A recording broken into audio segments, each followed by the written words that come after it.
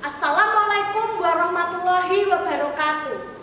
Hai semua, perkenalkan nama saya Sanam Kirania Artami dari SMP Negeri 6 Wonogiri. Pada kesempatan kali ini, saya akan mengisahkan sebuah dongeng yang berjudul Asal-usul Kota Wonogiri. Sudah pernahkah kalian main ke Kota Wonogiri? Kota Wonogiri terletak di sebelah selatan Kota Surakarta, kurang lebih 40 km. Objek wisata paling terkenal di Wonogiri adalah Waduk Gajah Mungkur. Dan makanan yang paling terkenal adalah sego tiwul. Kalian penasaran kan kenapa daerah ini dinamai Wonogiri? Jika kalian penasaran, yuk kita dengarkan ceritanya. Asal-usul Kota Wonogiri. Suatu ketika di Demak akan dibangun sebuah masjid agung sebagai pusat penyebaran agama Islam. Digelar rapat besar oleh Raden Patah dan semua wali songo. Hingga diputuskan setiap wali harus membawa satu tiang penyangga masjid dari kayu jati yang tua, lurus dan kokoh. Akhirnya, para wali segera mencari tiang penyangga masjid yang sudah sesuai dengan keputusan, termasuk Sunan Giri. Sunan Giri berjalan ke arah selatan.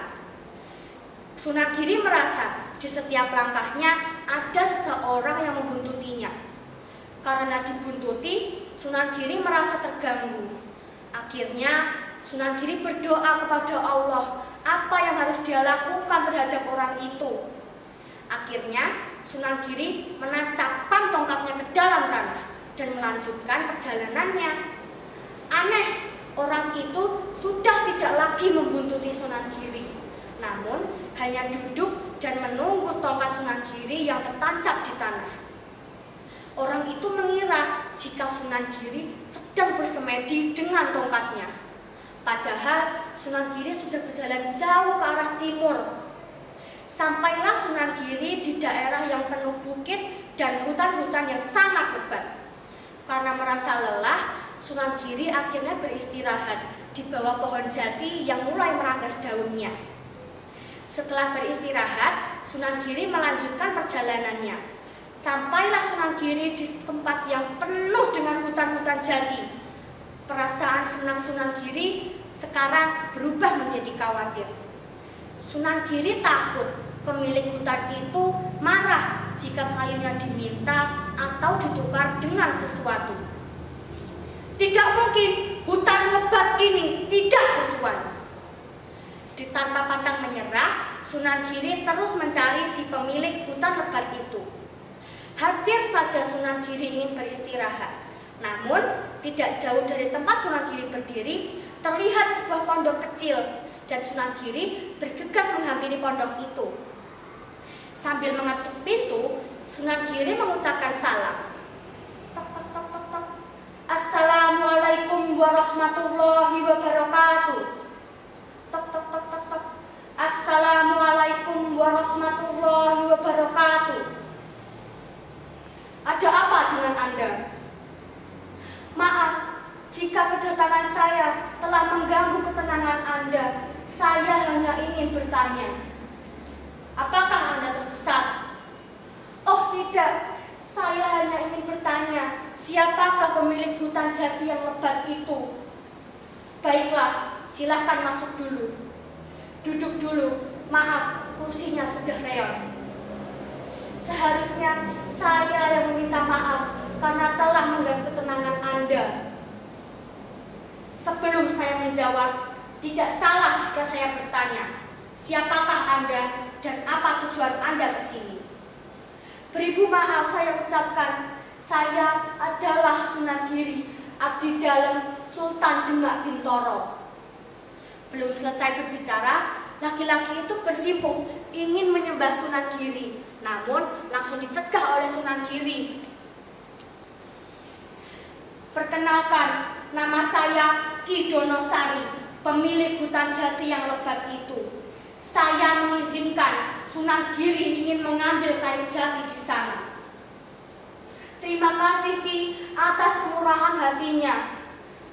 Setelah berbincang, Sunan Giri dan Ki Donosari langsung masuk ke dalam hutan lebat itu.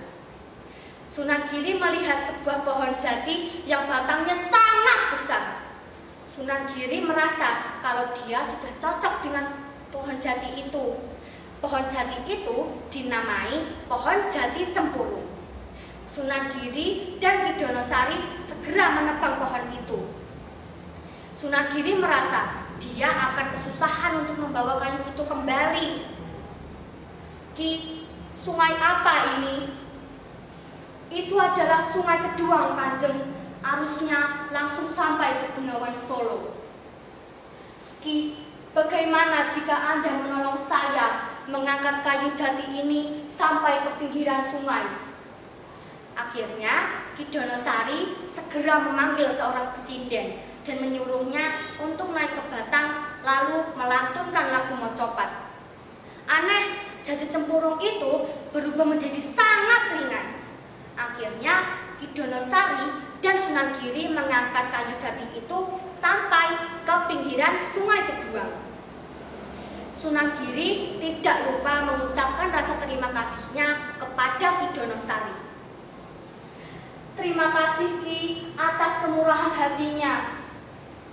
Di saat yang bersamaan, Sunan Giri bertanya, Ki, kenapa daerah ini penuh dengan hutan-hutan lebat dan pegunungan? Maaf Kanjeng, saya kurang tahu. Bagaimana jika daerah ini kunamai Wonogiri? Wonogiri Kanjeng? Ya, Wono yang berarti hutan dan Giri yang berarti gunung. Baiklah Kanjeng, saya akan menjadi saksi jika Sunan Giri menamai daerah ini sebagai Wonogiri. Terima kasih sudah mau mendengarkan dongeng dari saya. Bila ada salah kata, mohon dimaafkan. Wassalamualaikum warahmatullahi wabarakatuh.